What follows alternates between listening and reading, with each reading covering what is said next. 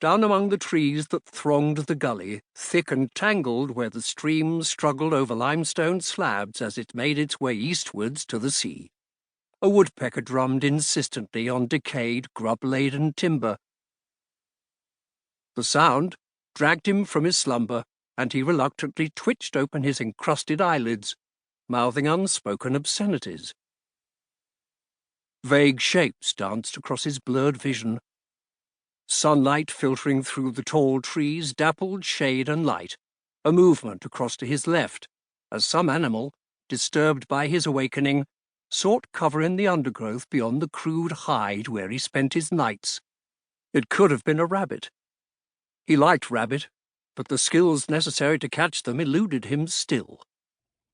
He had lived for 20 years away from his fellows, and the gully was his home, but he would never become a countryman.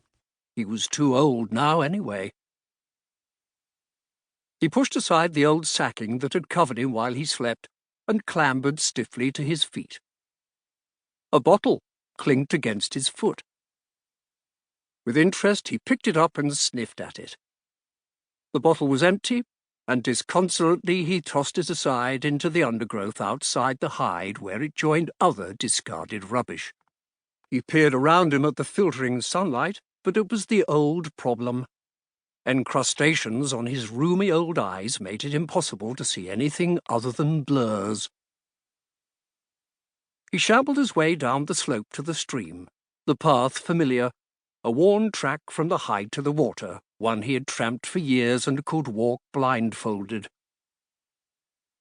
Clutching the torn long-skirted overcoat around him, he knelt down beside the stream, running cold and sharp at his feet.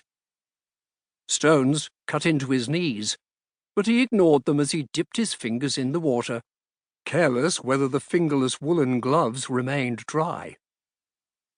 Gently, he massaged his eyes with the cold water until the encrustations softened and were wiped away, and then he could see the dark, wide pool in front of him, rippling gently before it dropped 15 feet over a rushing waterfall.